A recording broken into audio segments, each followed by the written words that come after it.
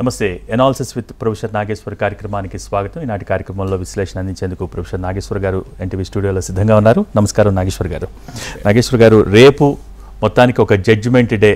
దేశవ్యాప్తంగా కూడా ఇటు తెలుగు రాష్ట్రాల్లో అటు జాతీయ స్థాయిలో కూడా ఫలితాలు వెలువడబోతున్నాయి. ఒక ఉత్కంఠకి తెరపడబోతోంది. సో ముందుగా తెలుగు రాష్ట్రాల గురించి మాట్లాడుకుంటే తెలుగు రాష్ట్రాల్లో ఎవరు గెలుస్తారు అనేది రేపు క్లియర్ అండ్ కట్గా తెలిసిపోతుంది. కాబట్టి కానీ ఓవరాల్గా ఈ రిజల్ట్స్కి సంబంధించి మొన్న ఎగ్జిట్ పోల్స్ పరిగణలోకి తీసుకున్నా, లేకపోతే ఇప్పుడున్న సినారియో తీసుకున్నా, ఇక్కడ తెలంగాణ కావచ్చు, అక్కడ ఆంధ్ర కావచ్చు, ఓవరాల్గా ఉన్న పార్టీల్లో ఎక్కువగా లాభపడేది బీజేపీలా కనిపిస్తోంది అనేది ఒక వాదన తెరపైకి వస్తోంది. ఏంటంటే దీంట్లో ఎంతవరకు వాస్తవం ఉంది, ఏమనుకోవచ్చు? ఎక్కువగా లాభపడేది బీజేపీ అని అనలేము. ఎందుకంటే ఇప్పుడు రేపు తెలుగుదేశానికి 3 సీట్లు ఉన్నాయి. తెలుగుదేశానికి పెరిగితే ఆ పార్టీ ఎక్కువ లాభపడినట్టు కదా. తెలంగాణలో కాంగ్రెస్కి 3 సీట్లు ఉన్నాయి. అక్కడ ఏపీలో తెలుగుదేశం పెరగచ్చు అని చాలా సర్వేలు చెప్తున్నాయి. అఫ్ కోర్స్ టైమ్స్ నౌ లాంటి సర్వేలు వైసీపీకి వస్తాయి, తెలుగుదేశం రావంటున్నారు. ఇండియా టుడే తెలుగుదేశంకి వస్తుంది అంటున్నారు. కానీ తెలంగాణలో అయితే అన్ని సర్వేలు కాంగ్రెస్కి పెరుగుతాయని చెప్తున్నారు కదా. ఇప్పుడున్న 3 నుంచి పెరుగుతాయి అంటున్నారు. కానీ అది బీజేపీ లాభపడుతున్నది కరెక్ట్ కాదు. కానీ మీరు అన్న దాంట్లో ఒక పాయింట్ ఏంటంటే 2 తెలుగు రాష్ట్రాల్లో టోటల్గా చూస్తే, వాస్తవంగా టోటల్గా చూడడం మ్యాథమెటికల్, నాట్ పొలిటికల్. ఎందుకంటే ఆంధ్రప్రదేశ్ రాజకీయాలు వేరు, తెలంగాణ రాజకీయాలు వేరు. తెలంగాణలో కాంగ్రెస్ బీజేపీ 2 జాతీయ పార్టీల మధ్య పోరాటం. థర్డ్ ప్లేయర్గా బీఆర్ఎస్ ఉంది. ఆంధ్రప్రదేశ్లో థర్డ్ ప్లేయర్ లేరు, జాతీయ పార్టీ లేవు, 2 ప్రాంతీయ పార్టీల మధ్య పోరాటం. ఆంధ్రప్రదేశ్లో ఉన్న 2 ప్రాంతీయ పార్టీలు తెలంగాణలో లేదు. తెలంగాణలో ఉన్న 3వ స్థానంలో ఉండే ప్రాంతీయ పార్టీ నిన్నమన్నదాకా అధికారంలో ఉన్న పార్టీ ఆంధ్రలో లేదు. అందువల్ల ఆంధ్ర తెలంగాణ పొలిటికల్ పిక్చర్ను కలిపి చూడడం కరెక్ట్ కాదు. బట్ స్టిల్ నిన్న 10 ఏళ్ల క్రితం వరకు ఉమ్మడి రాష్ట్రంగా ఉన్నాం కనుక, తెలుగు ప్రజలే కనుక సహజంగా ఆ కంపారిజన్ ఉండే అవకాశం ఉంది. సో 25 సీట్లు ఆంధ్రలో ఉన్నాయి, 17 సీట్లు తెలంగాణలో ఉన్నాయి. ఈ రెండిట్లో కలిపితే 42 సీట్లు ఉన్నాయి. ఈ 42 సీట్లలో గ్యారంటీగా నెంబర్ 1 పొజిషన్లో ఎవరుంటారు ఇప్పుడు? సో నెంబర్ 1 పొజిషన్లో బీజేపీ ఉండే అవకాశాన్ని కొట్టిపారేలేము.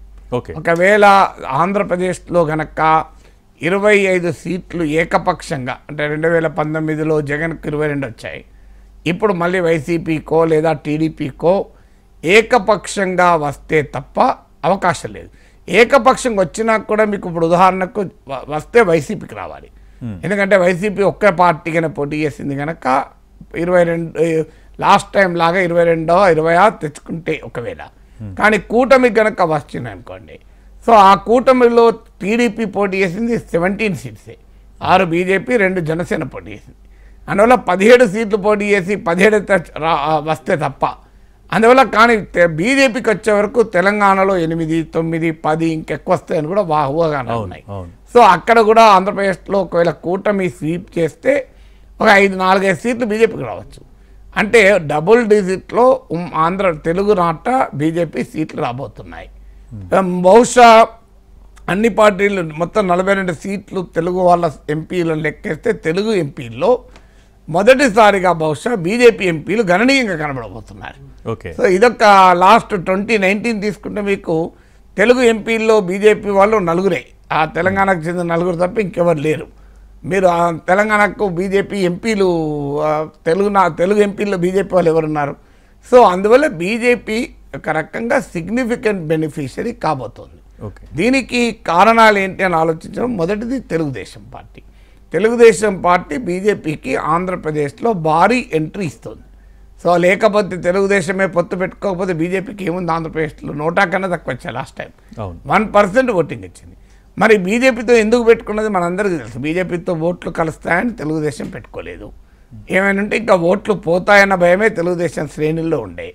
పెట్టుకోవడానికి 2 ముఖ్యమైన కారణాలు. ఒకటి, అధికారులు బదిలీ విషయంలో కేంద్రం సహకరిస్తుంది, అంటే ఎన్నికల కమిషన్ ద్వారా డైరెక్ట్గా కాకపోయినా తద్వారా జగన్ను కట్టడి చేయొచ్చు అనేది చంద్రబాబు నాయుడు మొదటి వ్యూహం. అందులో బ్రహ్మాండంగా సక్సెస్ అయ్యారు కదా. డీజీపీతో సహా టాప్ ఆఫీసర్స్ అందరినీ మార్చారు, ఒక్క చీఫ్ సెక్రటరీ మారలేదు. ఆ చీఫ్ సెక్రటరీని కూడా బాగా కట్టడి చేశారు. అలాగే ఇప్పుడు పోస్టల్ బ్యాలెట్ వ్యవహారంలో కూడా టీడీపీ మాట నెగ్గుతాం తప్ప వైసీపీ మాట నెగ్గడం లేదు. అందువల్ల అధికారుల బదిలీ విషయంలో చంద్రబాబు నాయుడు అంచనా వేసినట్టు జరిగింది. రెండవ ఫ్యాక్టర్గా ఆలోచించింది ఏంటంటే బీజేపీతో వ్యతిరేకంగా ఉంటే టీడీపీకి విరాళాలు ఇచ్చేవారు ఇవ్వడానికి భయపడతారు. ఎందుకంటే 2019 ఎన్నికలకు ముందు బీజేపీతో తెగదెంపులు చేసుకున్న తర్వాత టీడీపీ అనుకూల వ్యాపారస్తులపైన పారిశ్రామికవేత్తలపైన ఐటీ దాడులు జరిగాయి. మీరు ఇక వెనక్కి తిరిగి 2019కి ముందు పేపర్లు తిరిగి చూడండి దొరుకుతుంది మీకు. కానీ ఈసారి 2024కు ముందు టీడీపీ కాదు వైసీపీ కాదు ఏ తెలుగునాట ఏ పారిశ్రామికవేత్తల వ్యాపారాలు ఐటీ దాడులు ఎన్ని జరిగాయి లెక్కలు తీయండి. అంటే దాన్ని బట్టి ఒక ఇండికేషన్ కదా బీజేపీ ఎలా వ్యవహరిస్తుందని. సో అందువల్ల విరాళాలు మనీ ఫండింగ్ ఫిస్కల్ బీజేపీ వాళ్ళు ఇవ్వకపోవచ్చు, బీజేపీ ద్వారా డబ్బులు రాకపోవచ్చు, కానీ తమకు డబ్బులు ఇచ్చే వారు బీజేపీ వల్ల ఇవ్వకుండా ఆగరు. సో ఆ రకంగా మనీ మొబిలైజేషన్కు ఉపయోగపడుతుంది పొలిటికల్ మేనేజ్మెంట్. మీరు గమనించండి ఈసారి టీడీపీ కానీ వైసీపీ కానీ ఎవరు డబ్బు మీద కంప్లైంట్ చేయలేదు, వీళ్ళేలా వాళ్ళు చేయలేదు. అందువల్ల స్వేచ్ఛగా మంచి సామరస్యపూర్వకంగా కేంద్రము రాష్ట్రంలో అధికారులు ఉన్న ఇద్దరు హాయిగా పంచారు ప్రజలకు. సర్వే జనా సుఖినో భవంతు శాంతి శాంతి శాంతి అనుకున్నారు. అందువల్ల చంద్రబాబు నాయుడు ఆ 2వ లక్ష్యము సాధించారు. 3వ లక్ష్యం బహుశా మోడీ ఫ్యాక్టర్ ఏమైనా 2014లో ఉపయోగపడ్డట్టు. 2019లో చంద్రబాబు నాయుడు ఏమో ఊహించాడంటే మోడీ పట్ల తీవ్ర వ్యతిరేకత ఉంది, అంటే పుల్వామా బాలాకోట్కు ముందు అసంతృప్తి ఉన్నమాట నిజం. అందువల్ల మోడీ ఓడిపోతాడు, ప్రత్యర్థులు యూపీఏ గెలుస్తుంది అని భావించాడు. అలా అంచనా వేసిన బీజేపీకి దూరమై కాంగ్రెస్కు దగ్గర అయ్యాడు. లేకపోతే కాంగ్రెస్ ప్రత్యేక హోదా విషయం అయితే కాంగ్రెస్కి దగ్గర కావాలని రూలేం లేదు. ప్రత్యేక హోదా కోసమే అయితే ప్రత్యేక హోదా వల్ల తనకు నష్టం జరుగుతుంది అనుకోని దూరం అయితే కాంగ్రెస్ దగ్గర కాడు. కానీ మీరు కర్ణాటకలో 2018 ఎలక్షన్ల తర్వాత కాంగ్రెస్ జేడీఎస్ ప్రభుత్వం కొలువు తీరినప్పుడు కుమారస్వామి ప్రమాణ స్వీకారానికి అటెండ్ అయిన చంద్రబాబు నాయుడిని చూడండి మీరు వీడియోలలో ఫోటోలో. కాంగ్రెస్ నేతలతో ఎంత సన్నిహితంగా ఉండటానికి ప్రయత్నం చేశాడో కనబడుతుంది సోనియా రాహుల్లతో. సో అందువల్ల ఆ రోజు ఆయన అంచనా ఫెయిల్ అయింది. అందువల్ల ఈసారి 2024లో మోడీ గెలుస్తాడని అంచనాకు వచ్చారు. అందువల్ల మోడీ గెలుస్తాడన్న వాతావరణం తనకు ఉపయోగపడుతుంది అనేది 3వ కారణం. 4వ కారణం కూడా ఉంది. రేపు ఏదైనా కారణం రీత్యా ఎన్నికల్లో గెలిచినా మోడీ తలుచుకుంటే కేజ్రీవాల్ జైలుకు పోయిండు, హేమంత్ సోరెన్ జైలుకు పోయిండు, ఇంకా మోడీ చాలామంది పంపే అవకాశం ఉంది. కేజ్రీవాల్ లెక్కలనైతే మమతా బెనర్జీ, స్టాలిన్, విజయన్ వీళ్ళందరినీ పంపుతున్న కేజ్రీవాల్ చెప్తున్నాడు. అందువల్ల గెలిచినా కూడా మోడీతో పెట్టుకుంటే సెక్రటరియట్ ఉంటామో జైల్లో ఉంటామో తెలియదు. లేదు మోడీ ఒకవేళ పొరపాటున ఓడిపోతే ఇటు జగన్ అటు మోడీ కలిస్తే మామూలుగా ఉండదు ఇంపాక్ట్. సో నాకున్న సమాచారం ప్రకారం చాలా సీనియర్ రాజకీయ నాయకుడు, కూటమి శిబిరంలో నాయకుడు, బయట ఉన్న నాయకుడు కాదు, కూటమి శిబిరంలో ఉన్న నాయకుడు, జగన్మోహన్ రెడ్డి పట్ల తీవ్రమైన ఆగ్రహంతో ఉన్న నాయకుడు ఒక నాకు విషయం చెప్పాడు. వాస్తవంగా ఈ చంద్రబాబు నాయుడు ఎన్డీఏలో చేరటానికి ఆసక్తి చూపలేదు. మొదలు మేము బయట నుంచి మద్దతు ఇస్తామని ప్రతిపాదన చేశారు. అప్పటిదాకా జగన్ చంద్రబాబు నాయుడు అరెస్ట్ను మోడీ అమిత్ షాలు ఆపారు. ఎప్పుడైతే ఎన్డీఏలో చేరను బయట నుంచి మద్దతు ఇస్తాను అన్నాడో అప్పుడు మోడీ అమిత్ షాలు చంద్రబాబు అరెస్టుకు లైన్ క్లియర్ చేశారు. లైన్ క్లియర్ చేశాక జగన్మోహన్ రెడ్డి లోపలేశాడు. అరెస్ట్ అయిన మరుక్షణం మళ్ళీ బీజేపీతో రాయబారాలకు మొదలయ్యారు. లోకేష్ అమిత్ షాను కలిశాడు. ఇది జగన్ను తీవ్రంగా వ్యతిరేకించేటువంటి కూటమికి లో ఉన్నటువంటి ఒక సీనియర్ నాయకుడు చెప్పిన విషయం. సో అందువల్ల డెఫినెట్గా టీడీపీ బీజేపీకి ఒక అవకాశం ఇచ్చింది. తన అవసరాల రీత్యా బీజేపీతో కలిసి రేపు ఆంధ్రప్రదేశ్ రాజకీయాల్లో బీజేపీ ఒక క్రియాశీలక పాత్ర పోషిస్తుంది. నా అంచనా నేను చాలా కాలంగా చెప్తున్నాను, ఇప్పుడు చాలామందికి అర్థం కాదు, ఒక 5 ఏళ్లకు అర్థమవుతుంది.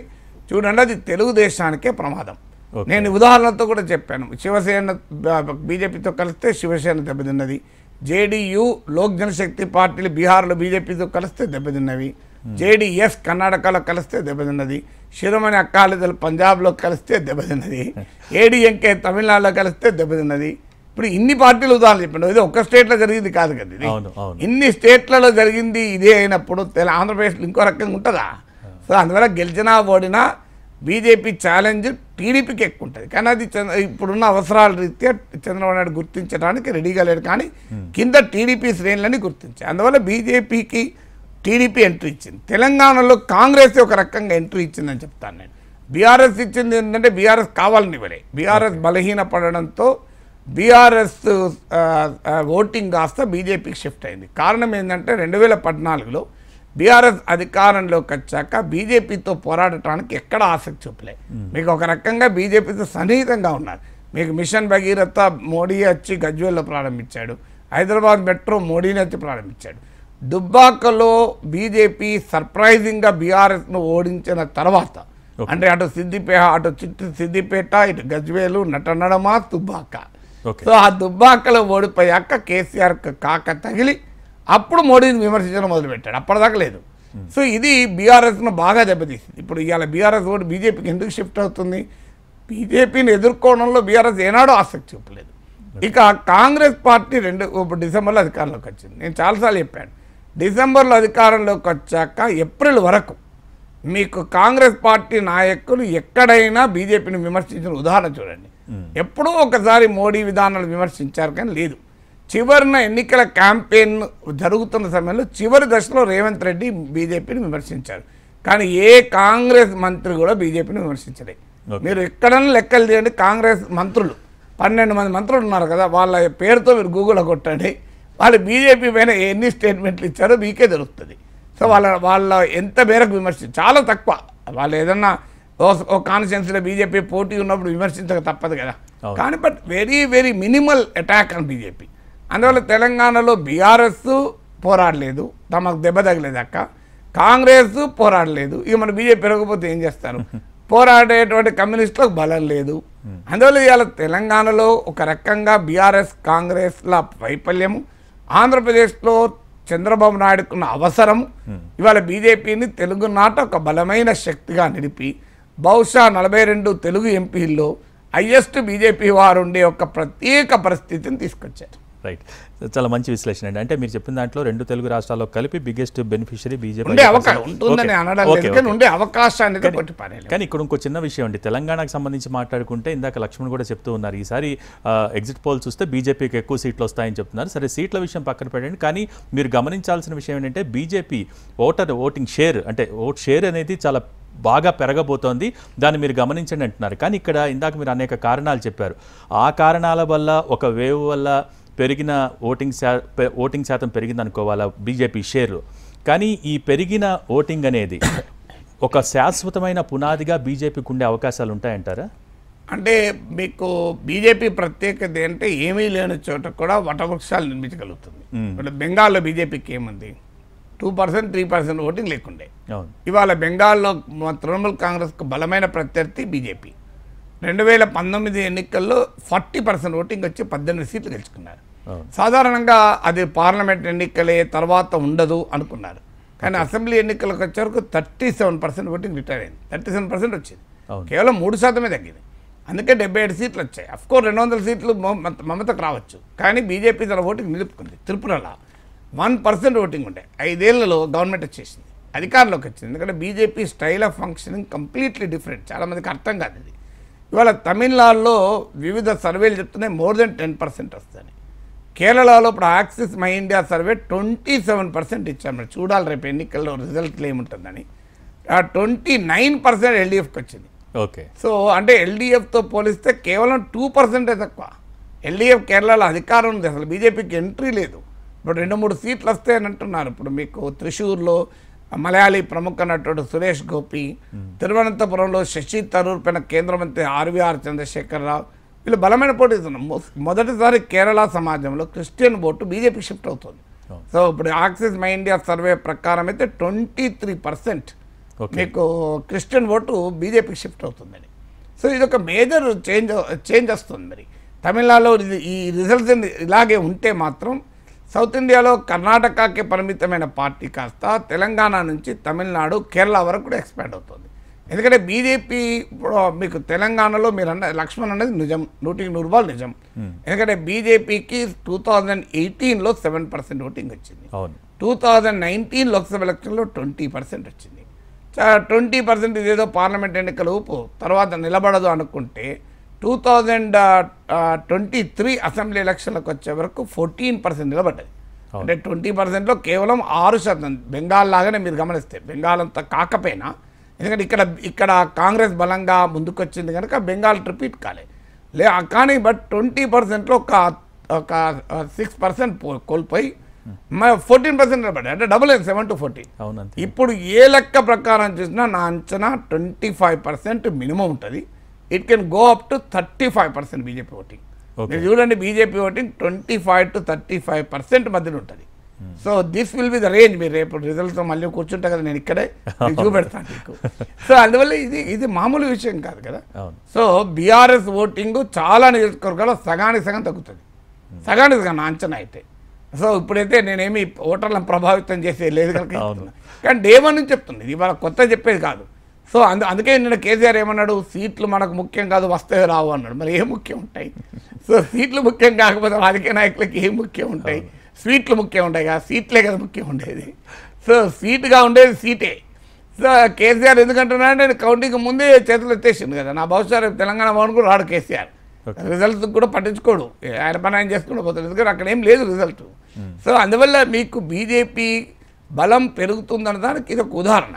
అయితే ఇది ఒక తెలంగాణలోనే పెరుగుతుందా? ఇప్పుడు ఆంధ్రలో టీడీపీ పుణ్యమాని పెరుగుతుంది, తమిళనాడులో ఏడీఎంకతో తెగదెంపులు చేసుకుని విడిగా పడిన తర్వాత కూడా పెరుగుతుంది మీకు. అలాగే కేరళలో పెరుగుతుంది. అటు ఈస్ట్లో మీకు, నార్త్లో ఇప్పుడు ఈ ఎగ్జిట్ పోల్స్లో పోల్ ఆఫ్ ద పోల్స్ అంటారు. అంటే టాప్ పోల్స్ను మీరు ఒక 10-11 ఎగ్జిట్ పోల్ సంస్థల ఇచ్చిన డేటాను సమరైజ్ చేసి ఎవరేజ్లు తీయండి. నేను ఎవరేజ్ తీసాను కనుక చెప్తున్నా.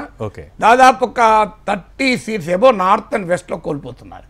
నేను సుమారు 30 సీట్లు పోతున్నాయి నార్త్ అండ్ వెస్ట్లో. లాస్ట్ టైం భారీగా వచ్చాయి. మీకు ఇంట్రెస్టింగ్ ఏంటంటే data 124 seats subject correction of 1 or 2. 2014లో బీజేపీకి 50% ఓటింగ్ వచ్చిన సీట్లు.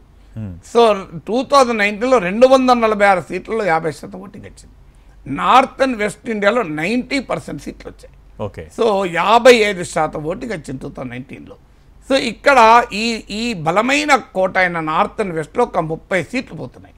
ఇది ఎందుకంటే గతంలో కూడా 2014తో పోలిస్తే 2019కి వచ్చే వరకు బీజేపీ 282 సీట్స్లో 10% సీట్లు కోల్పోయింది. అయితే ఇతర చోట్ల మేకప్ చేయడం వల్ల పెరిగింది. ఇప్పుడు బెంగాల్లో 18 సీట్లు వచ్చాయి, అట్లా మేకప్ కాదు. ఇప్పుడు కూడా అదే జరగబోతోంది. నార్త్లో మీకు హర్యానాలో 3-4 పోవచ్చు, రాజస్థాన్లో 4-5 పోవచ్చు, మీకు ఢిల్లీలో పోతే 1-2 పోవచ్చు, యూపీలో కూడా ఒక 3-4 ఎక్కువ పోవచ్చు. మీకు ఇలా కంపేర్ చేసుకుంటే టోటల్గా నార్త్ అండ్ వెస్ట్లో ఒక 30 సీట్లు పోయే అవకాశం ఉంది. ఇందుకు భిన్నంగా ఈస్ట్ అండ్ సౌత్లో 60 సీట్లు పెంచుకుంటారని అంచనా. సో 60 సీట్లు పెంచుకోకుంటే 30 పెంచుకున్నా కూడా పాత లెక్క అట్లే ఉంటుంది కదా.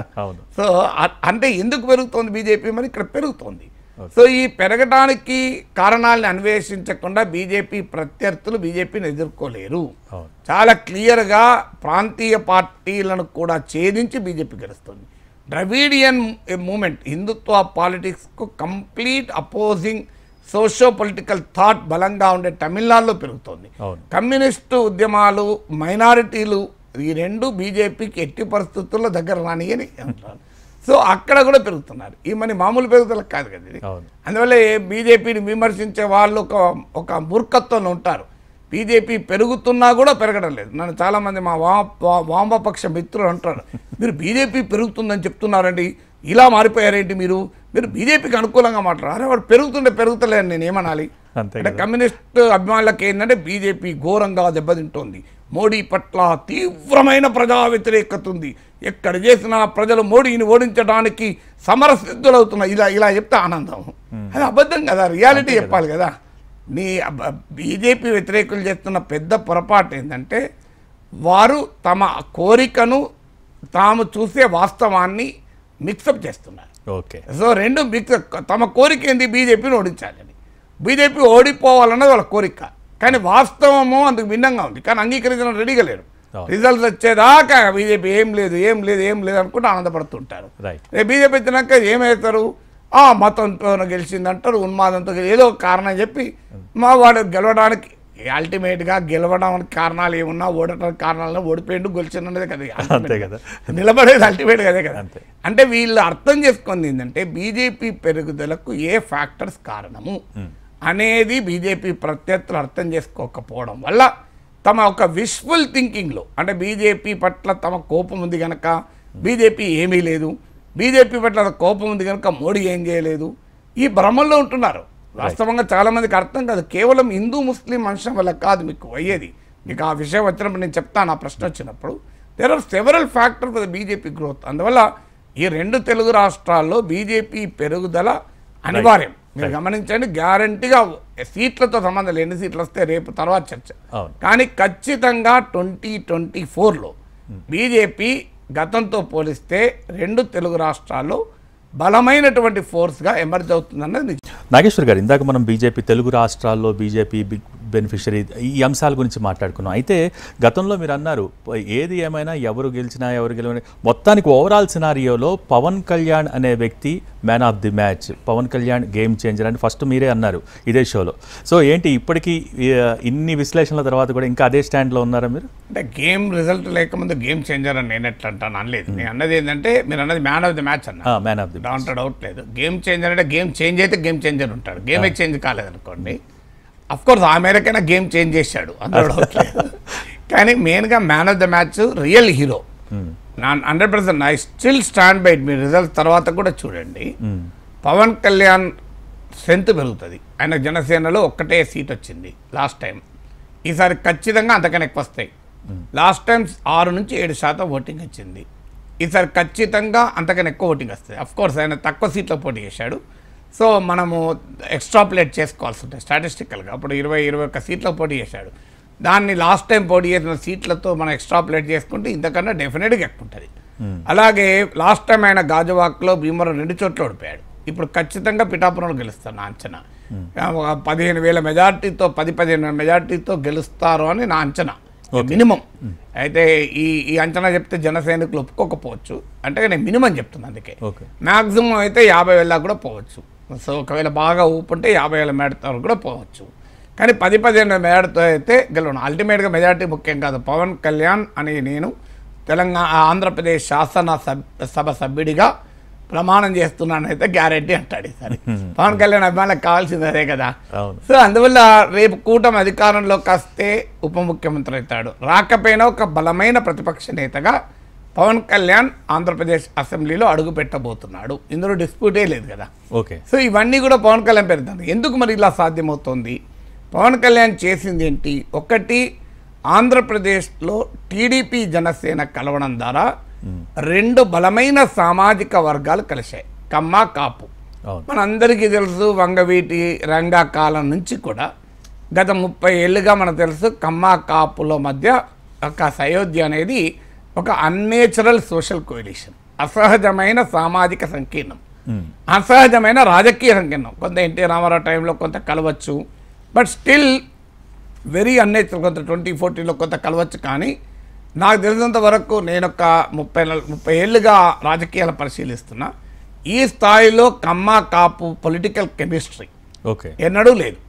సో ఇర్రెస్పెక్ట్ ద రిజల్ట్, నేను ఫలితం ఎలా ఉన్నా కూడా నా స్టాండ్ ఇది ఎలా సాధ్యమైంది? ఎప్పుడు కూడా ఇలా సాధ్యం కావటానికి ఒక బలమైన పొలిటికల్ నరేటివ్ ఉంటే సాధ్యమవుతుంది. అంటే ఒక రాజకీయ వృత్తాంతం ఉండాలి. ఎందుకు కలవాలి ఇద్దరు? అసహజమైన కలయిక, there should be some reason కదా. ఇప్పుడు మీరు ఇంటి పక్కోళ్ళు పక్కింటి ఆయనకు మధ్య గొడవలు ఉంటే మాట్లాడుకోరు, కానీ ఇద్దరు ఎప్పుడు కలుస్తారు? ఒక పెళ్లి జరిగితే ఎవరి ఇంట్లో అప్పుడు కలుస్తారు, లేదంటే ఒక దొంగ వస్తే కలుస్తారు, అంతే కదా కలిసేది. అంటే ఏదో ఒక అంశం ఉండాలి. సో మీకు న్యూటన్ ఫస్ట్ లా అదే కదా, లా ఆఫ్ ఇనర్షియా అంటారు. So every body continues to be in the state of rest or of uniform motion unless it is acted upon by external force. అంటే బయట నుంచి ఏదైనా శక్తి ప్రభావం ఉండేంత వరకు ఒక స్టేట్లో ఉంటాయి, అంటే మూమెంట్లో మోషన్లో ఉన్న ఇనర్షియాలో ఉన్న అలాగే ఉంటారన్నది. సో లా ఆఫ్ ఫిజిక్స్ను కనుక పాలిటిక్స్కి అప్లై చేస్తే ఈ 2 సామాజిక వర్గాల ఒక అసహజ కలయికకు బయట నుంచి వచ్చిన ప్రెషర్ అండ్ ఫోర్స్ ఏంటి అంటే, పవన్ కళ్యాణ్ పేర్కొన్న వైసీపీ వ్యతిరేక ఓటు చీలకూడదు అని. గత కొన్ని నెలలుగా చాలా సస్టైన్డ్ క్యాంపెయిన్ పవన్ కళ్యాణ్ నడిపాడు. దాంతో జనసేనలో కూడా ఎవరికైనా భిన్నాభిప్రాయం ఉన్నా వాళ్ళు పక్క జరిగిపోయారు తప్ప చేసేది ఏం లేదు. సో అందువల్ల ఒక బలమైన పొలిటికల్ నరేటివ్ను ఆంధ్రప్రదేశ్ ఓటర్లలో పెట్టి తన టీడీపీతో జనసేన పొత్తుకు ఒక భూమికను, కమ్మ కాపుల కలయికకు ఒక ప్రాతిపదికను ఏర్పరచడం ద్వారా ఈ స్థాయిలో పోటీకి తీసుకొచ్చాడు. ఇది మొదటిది పవన్ కళ్యాణ్ సాధించిన విజయం. రెండవది, పవన్ కళ్యాణ్ ఒక బలమైన పొలిటికల్ అరిథమెటిక్ను ఒక కీలకమైన ప్రాంతాల్లో సాధించాడు. ఎందుకంటే వైసీపీకి 151 సీట్లు వచ్చి టీడీపీకి 23 సీట్లు వచ్చాక ఇక వైసీపీని ఓడించడం ఈ టర్మ్లో సాధ్యం కాదు. ఎందుకంటే సెకండ్ టర్మ్ నార్మల్గా కేసీఆర్కి వచ్చింది, చాలామందికి వచ్చింది. అసలు అనేటువంటి ఒక నిస్సహాయ స్థితిలో వైసీపీ వ్యతిరేక శిబిరం ఉన్న సమయంలో ఒక పొలిటికల్ అరిథమెటిక్ తీసుకురావడం ద్వారా కాన్ఫిడెన్స్ క్రియేట్ అయింది. సిబిఎంస్ అంటారు, కాన్ఫిడెన్స్ బిల్డింగ్ మెజర్స్ అని. ఏంటది? మీకు ఇప్పుడు గోదావరి జిల్లాలు తీసుకుంటే, కృష్ణా గుంటూరు జిల్లాలు తీసుకుంటే, టీడీపీ జనసేన కలయికతో మేము జగన్తో కొట్లాడగలము అని జగన్ వ్యతిరేక శిబిరానికి ఒక విశ్వాసం వచ్చింది. ఈ పొలిటికల్ అరిథమెటిక్ తీసుకొచ్చింది పవన్ కళ్యాణ్ కదా. ఇది రెండవది. మూడవది, బీజేపీ మనందరికీ తెలుసు చివరి నిమిషం వరకు కలవటానికి సిద్ధపడలేదు. సో లాస్ట్ మినిట్ వరకు కలవలేదు. ఆఖరికి టీడీపీలో బీజేపీతో కలవడం పట్ల వ్యతిరేకత, బీజేపీలో టీడీపీతో కలవడం పట్ల వ్యతిరేకత. అందువల్ల బహుశా బీజేపీ ఎన్డీఏలో టీడీపీ చేరదు అని తెలుగుదేశం వర్గాలు కూడా భావిస్తున్న సమయంలో జనసేన పుణ్యమా, పవన్ కళ్యాణ్ దౌత్యమా, ఏదైనా కానివ్వండి, బీజేపీని టీడీపీని కలిపడం క్లియర్గా పవన్ కళ్యాణ్.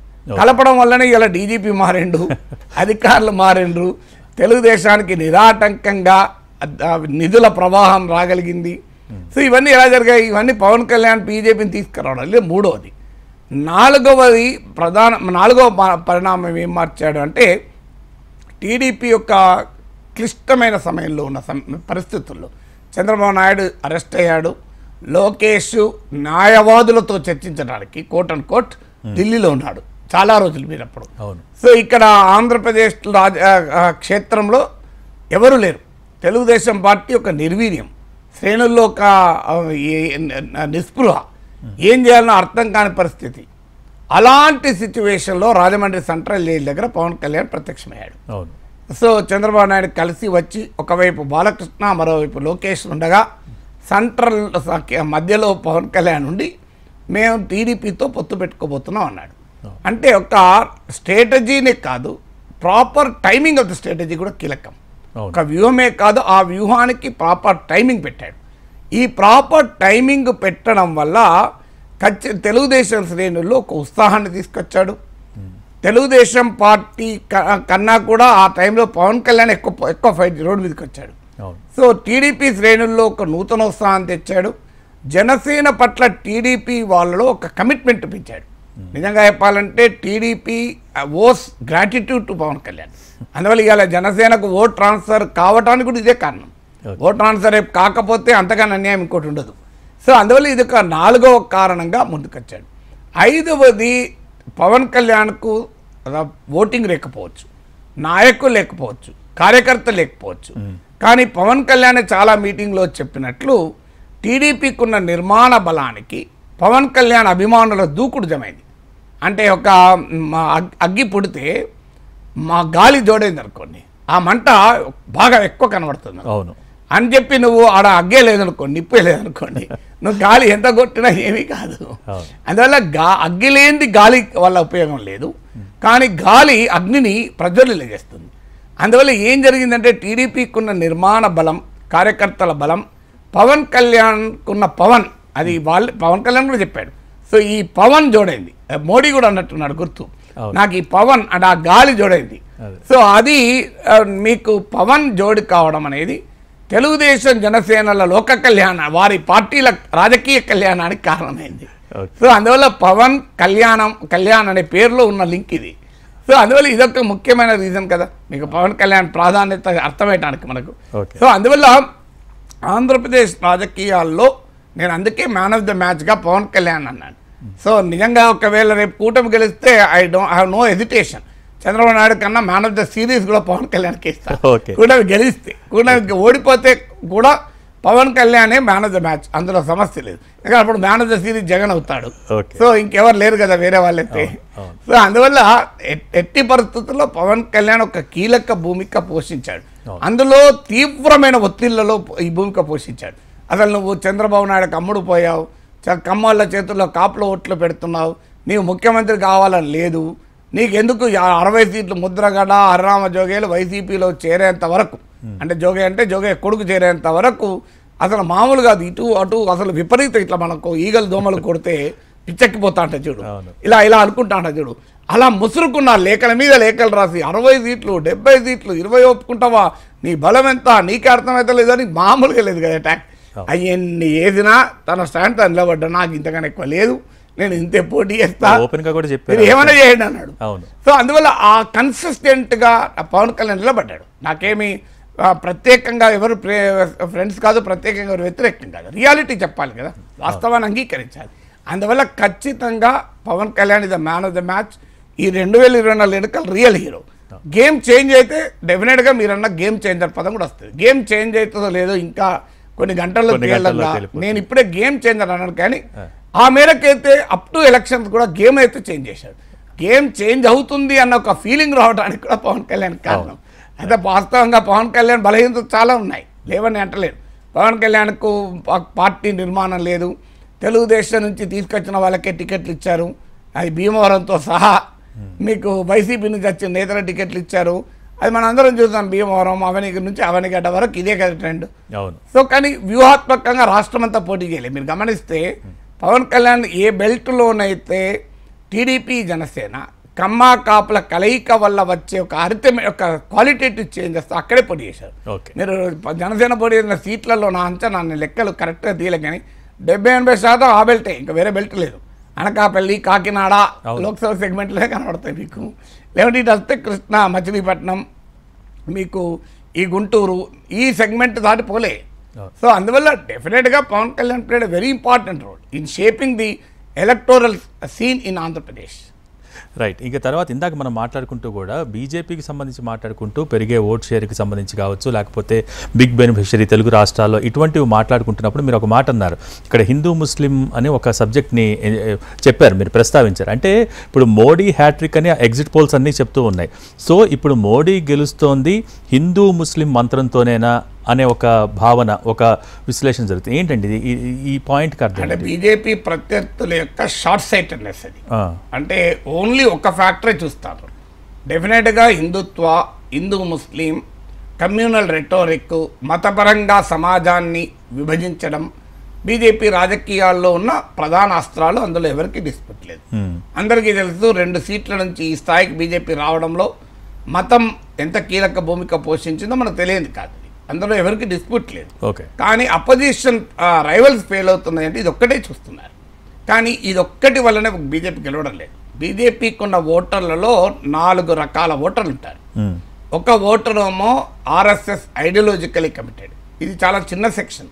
ఇప్పుడు సిఎస్డిఎస్ లోక్నీతి వాళ్ళ సర్వేలో కూడా పోస్టల్ స్టడీలో ఒక 11% మంది హిందూ రాష్ట్రం కావాలన్నారు.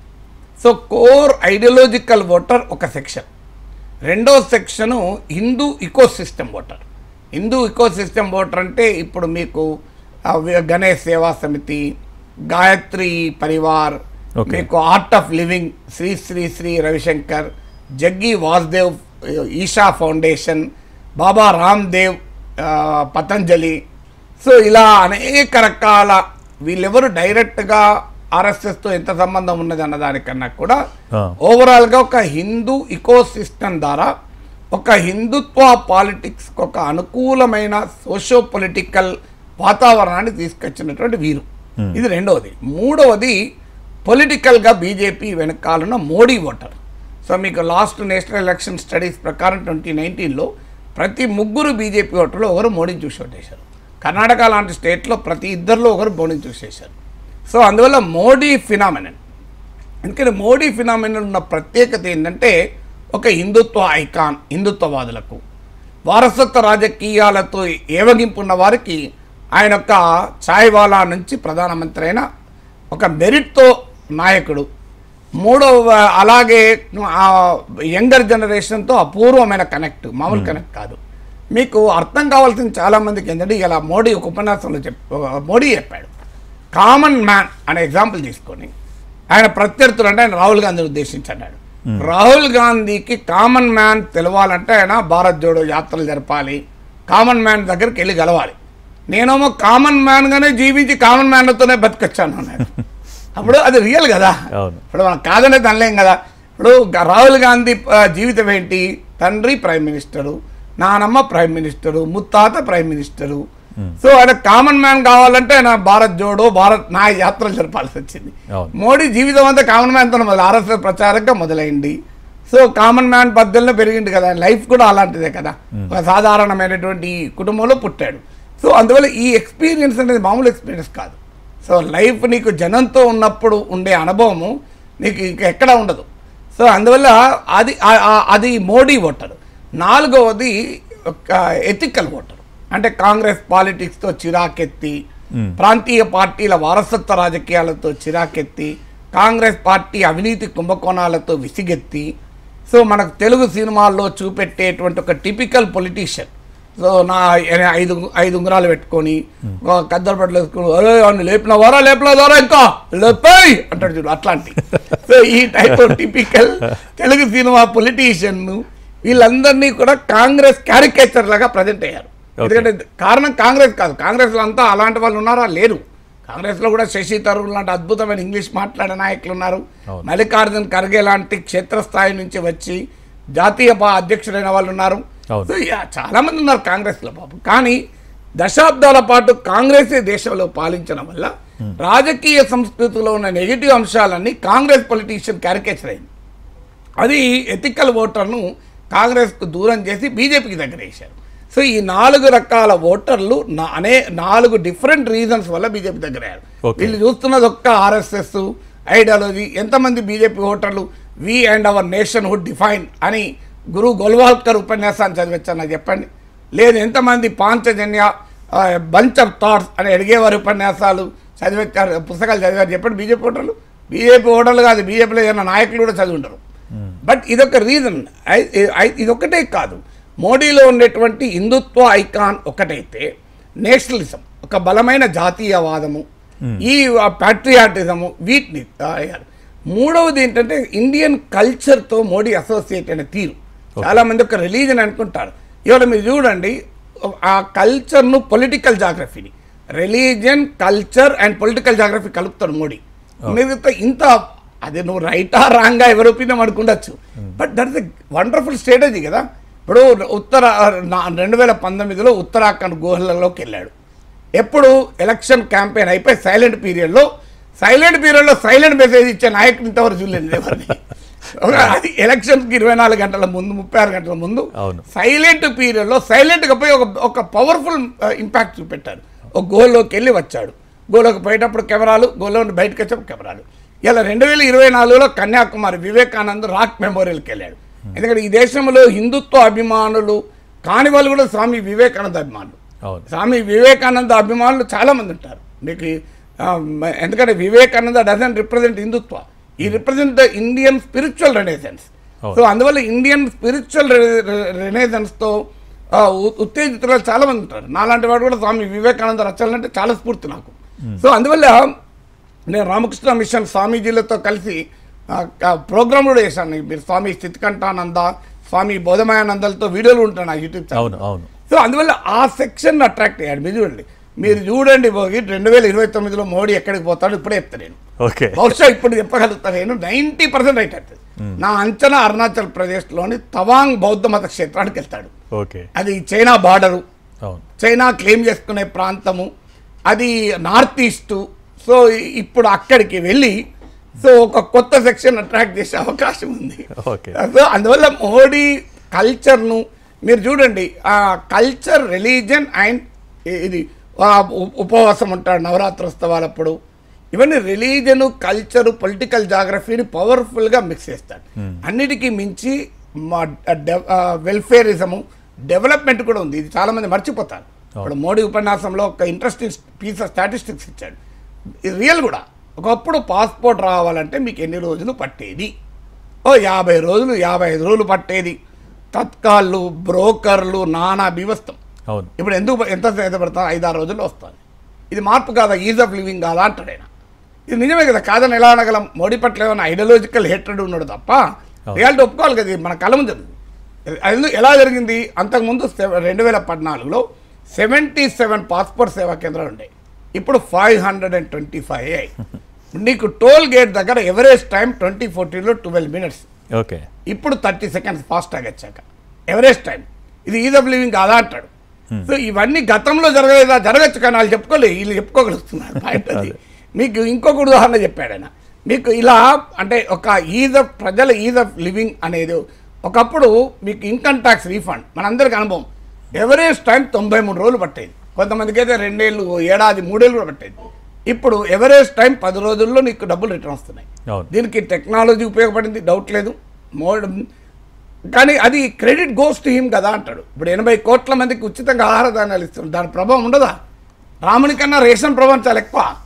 సో బీజేపీ ప్రత్యర్థులు ఒక ఐడియాలజికల్ హేట్రెడ్ వల్ల, అంటే బీజేపీ పట్లున్న సైద్ధాంతిక వ్యతిరేకత వల్ల, సైద్ధాంతిక విద్వేషం, వ్యతిరేకత కాదు, మోడీ ప్రత్యేకతలో ఉండేటువంటి దాన్ని డీకోడ్ చేయలేకపోతున్నారు. If you fail to decode Modi, when will you defeat Modi? నాకు చెప్పండి. నువ్వు డీకోడ్ చేయకపోతే డిఫీట్ వస్తుందా? Is it possible? First you have to decode Modi's victory. Modi ఎందుకింత పవర్ఫుల్ ఏంటైతే క్లియర్ కదా, అందులో డిస్ప్యూట్ ఏం లేదు కదా. వై మోడీ ఈజ్ పవర్ఫుల్, దానికి ఆన్సర్ ఉండాలి కదా.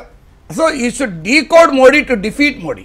డీకోడే చేయడం లేదు. డీకోడ్ చేసేటప్పుడే నీ ఐడియాలజికల్ హేట్రెడ్ ద్వారా చూస్తున్నావు. బట్ రియలిస్టిక్గా చూడాలి. చాలామంది విశ్లేషకులు కూడా ఏం చేస్తారంటే, నాకు మోడీ పట్ల కోపం ఉంది, బీజేపీని నేను లైక్ చేయను ఐడియాలజికల్గా, సో బీజేపీ ఏం లేదని తిడతా, మోడీ ఏం చేయలేదంట, మోడీ ఏం చేయలేదు చేసింది కూడా చెప్ప నేను అంటే ఒప్పుకోండి. ఇది ఎట్లా కరెక్ట్ అవుతుంది? ఫాస్టాగ్ వచ్చింది టోల్ గేట్ దగ్గర, నీ అనుభవం నా అనుభవం, ఇదివరకు 12 నిమిషాలు పట్టేది, ఇప్పుడు 30 సెకండ్లు పోతాను. ఫ్యాక్టే కదా అది, కాదని ఎట్లా అంటాం? అఫ్కోర్స్ పెట్రోల్ ఛార్జీలు పెంచారు, డీజిల్ ఛార్జీలు పెంచారు, టోల్ ఛార్జీలు పెంచారు. ఎన్నికలు అయిపోయినా 5% టోల్ ప్రైస్ పెరిగినాయి, 2వ తారీఖు రాత్రి నుంచి పెరిగింది. కానీ ఎన్నికలు అయిపోయినాయి కదా అప్పటికి. సో అందువల్ల ఇక అన్నిటికీ మించి మోడీ ప్రత్యర్థులు క్రియేటివ్గా జనంలోకి తీసుకెళ్ళకపోవడం. మీరు ఎన్నికలప్పుడు అత్యంత పవర్ఫుల్గా ముందుకొచ్చింది రాజ్యాంగం. మీరు రాజ్యాంగం ఒక ప్రమాదం ఏర్పడుతోంది అనే క్యాంపెయినే ఇండియాకు ప్రధాన క్యాంపెయిన్. మీరు ఎలక్షన్ల కన్నా ముందు ఏ ఒక్క రాజకీయ పార్టీ అయినా జనంలోకి, కామన్ పీపుల్లోకి రాజ్యాంగం ప్రమాదం పైన తీసుకెళ్ళిందా? నాకు చెప్పండి, కాంగ్రెస్ పార్టీ ఎన్ని సెమినార్లు పెట్టింది? బీజేపీ వల్ల రాజ్యాంగం, రాహుల్ గాంధీ ఎన్నికలకు వచ్చే వరకు రాజ్యాంగం పట్టుకొని ఊపుతూ సో సంవిధాన్ కో మోడీనే అని చెప్తున్నాడు. అరే ఆ క్యాకరే 2 ఏళ్ళుగా 3 ఏళ్ళుగా ఒక్క మీటింగ్ అయినా పెట్టి, బీజేపీ వల్ల రాజ్యాంగానికి ఏ ప్రమాదం వస్తుంది పెడితే కమ్యూనిస్టులు పెట్టారు. వాళ్ళు ఏం పెడతారు? ఒక హాల్లా తలుపులని మూసి 150-200 మంది, ఈ 200 మంది అందరూ మోడీని వ్యతిరేకించుకుంటూ ఉంటాడు. అది ఒక్కడు కూడా న్యూట్రల్ ఉంటాడు. నేను ఎన్నో మీటింగ్లు అటెండ్ అయిన కనుక చెప్తున్నా, వామపక్షంగానే కొత్తవాడు ఎవడు ఉండడు. నా 30 ఏళ్ళ కింద ఒక్కడు ఉండడు. నా బడి బిలో 30 years. అందరూ ఎక్కువ 50 ఏళ్ళు 60 ఏళ్ళు 50 ఏళ్ళు దాటిన వాళ్ళు ఉంటారు.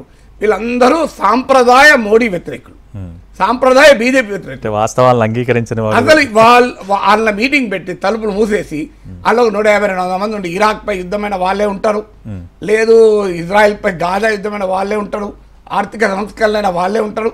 ఇప్పుడు కూడా వాళ్ళ మీద అక్కడ ఒక 4 స్పీకర్లు ఉంటారు. రాజ్యాంగం అన్యాయం చేసిండు మోడీ అని ఒక 2-3 గంటలు మళ్ళీ 1 to 1 ఎవరు క్వశ్చన్లు ఉండయి. ఆడ స్టేజ్ మీదకి వెళ్ళి ఉపన్యాసం ఇస్తారు, కిందోటి నాలంతే. ఇది దీంతో ప్రజలు చేతనవుతారు అవుతారా? నువ్వు ఎలక్షన్ టైంకి వచ్చావు, రాజ్యాంగం పోతుంది, జనం ఎట్లా ఒప్పుకుంటారండి?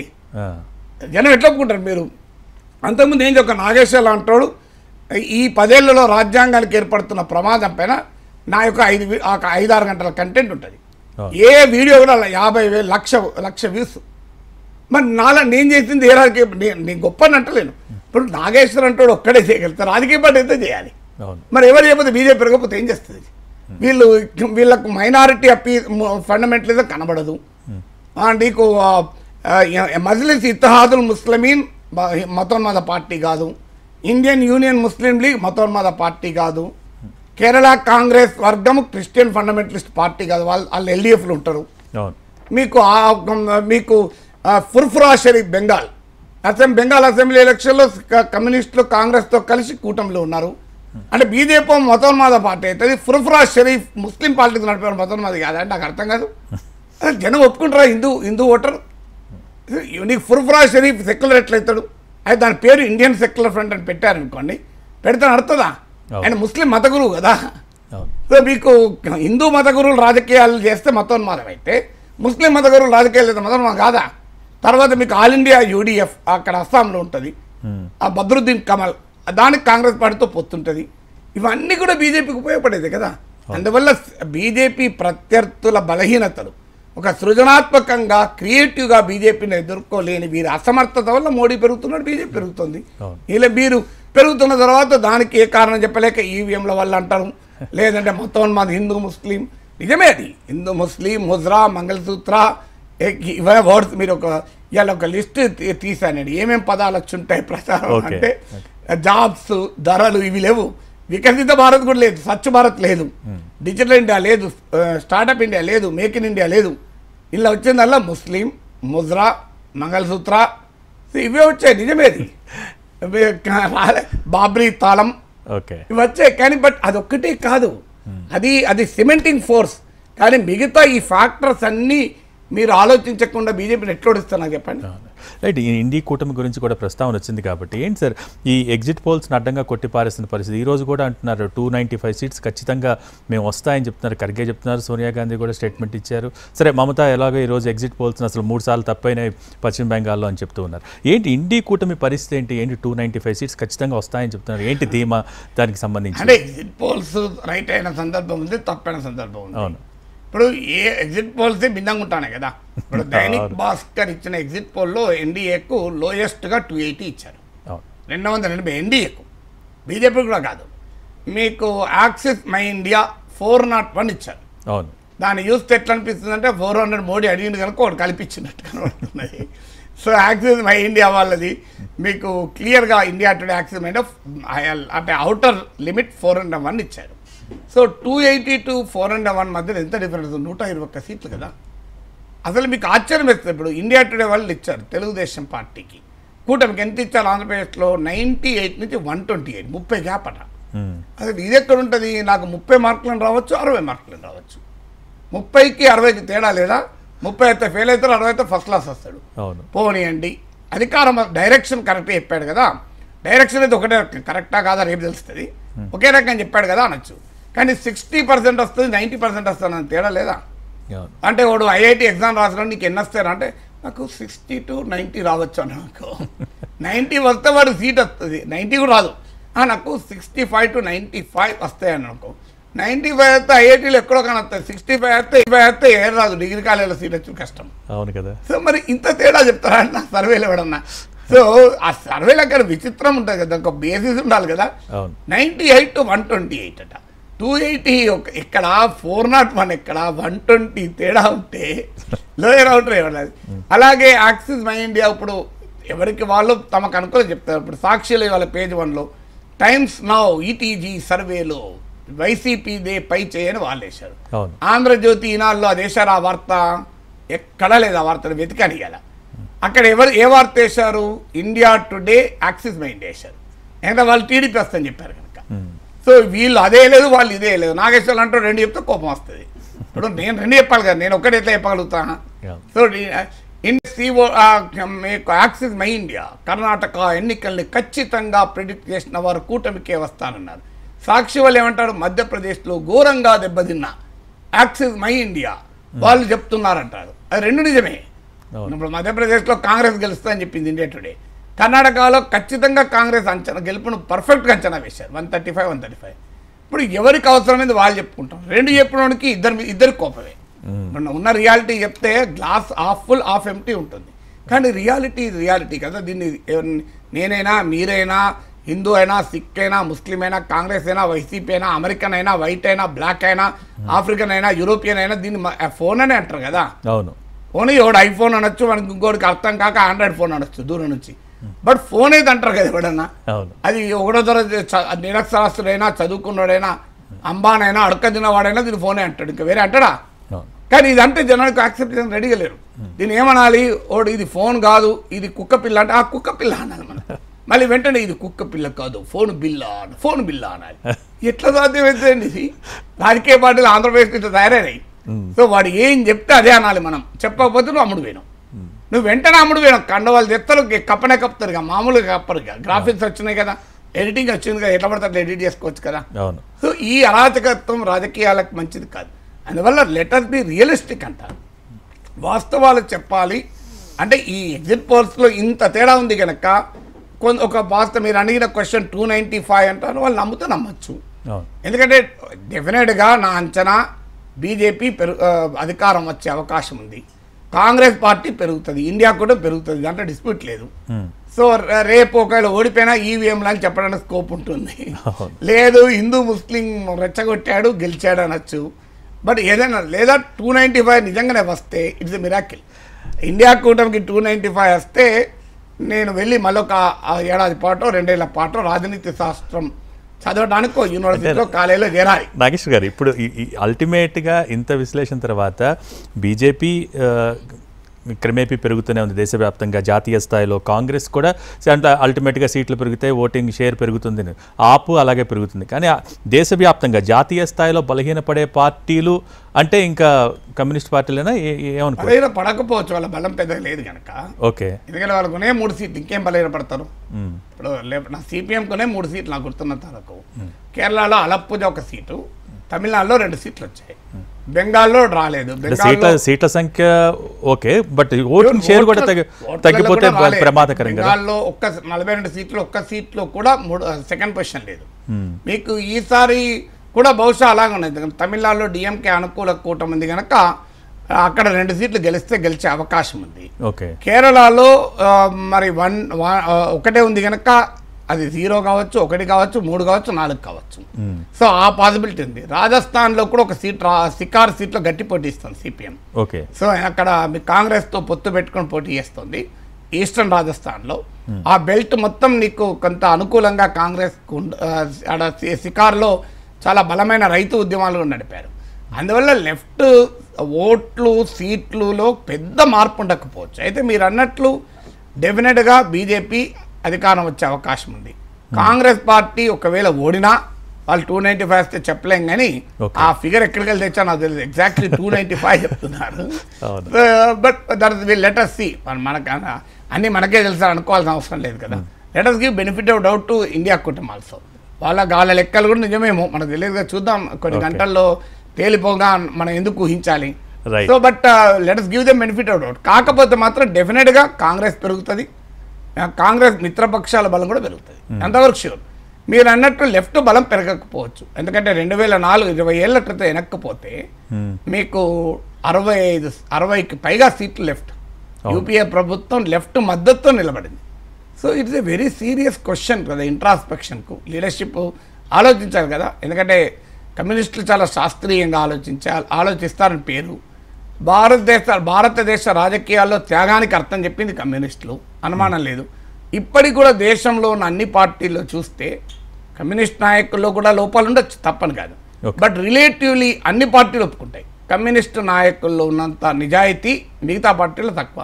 కమ్యూనిస్టు శ్రేణులను అయితే నేను దగ్గరగా చూశాను, 10,000 15,000 తీసుకొని ఓల్డ్ టైమర్లుగా జీవితం అంతా పనిచేస్తారు పాపం. Okay, just 10-15,000 old timer allowance. లేదు ఒక 2 పిల్లలు ఉంటే ఇంకో 2,000, వృద్ధ తల్లిదండ్రులు ఉంటే ఇంకో 3,000, ఆ లెవెల్లో పనిచేస్తారు కమిట్మెంట్తో. ఈ కాలంలో ఇంత మెటీరియల్ ప్రపంచం ఉన్న కాలంలో 10-15,000 ఓల్డ్ టైమర్ అలయన్స్తో పనిచేసి పార్టీ కొరకు, అది కూడా రిజల్ట్ లేకపోయినా, పవర్కు వస్తామన్న ఆశ లేకపోయినా మామూలు విషయం కాదు కదా. సో నాకు ఇది వేరే వాళ్ళు చెప్పడం కాదు, నేను సయాన్ని చూశాను కదా. నేనే కాదు, రామ్ మాధవ్ చెప్పాడు నాకు ఇంటర్వ్యూకు, నేను వీకెండ్ విత్ నాగేశ్వర్ ప్రోగ్రాంలో రామ్ మాధవ్ నాకు ఉదాహరణ చెప్పాడు. మీకు త్రిపుర ముఖ్యమంత్రి మాణిక్ సర్కార్, త్రిపుర ముఖ్యమంత్రి మాణిక్ సర్కార్ సతీమణి, ఆమె గవర్నమెంట్ ఎంప్లాయీ, బస్సులో పోతూ ఉద్యోగం చేస్తుంది. ఓకే, ఆమె భక్తురాలు, కమ్యూనిస్ట్ నాయకుడు కావచ్చు భర్త. సో ఆమె గుడికి రిక్షాలో పోతుంది. అసలు రిక్షాలో ఒక ముఖ్యమంత్రి భార్య పోయేంత సింప్లిసిటీ. ఇది కమ్యూనిస్టులు చెప్తే మనం ఏవో వాళ్ళు చెప్పుకున్నారు, నాకు రామ్ మాధవ్ చెప్పాడు. So Ram Madhav north east incharge ఉన్నాడు కదా, ఈశాన్య రాష్ట్రాల ఇన్ఛార్జ్ ఉండే. తర్వాత మీకు మాణిక్ సర్కారు ప్రతిపక్ష నాయకుడు అయ్యాక, ఓడిపోయాక గవర్నమెంట్కి ఒక అప్లికేషన్ పెట్టుకున్నాడు, నాకు బ్యాక్ పెయిన్ ఉంది సివియర్గా, దయచేసి నాకు ఒక ఇన్నోవా ఇప్పియండి అని.